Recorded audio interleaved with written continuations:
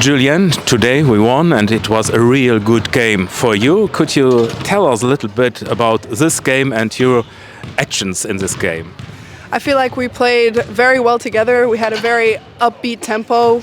We moved the ball a lot, and I feel like the flow of the team was really good this game. We've been in a bit of a slump the last game, so it was really good to get that connection again and just have fun on the court together.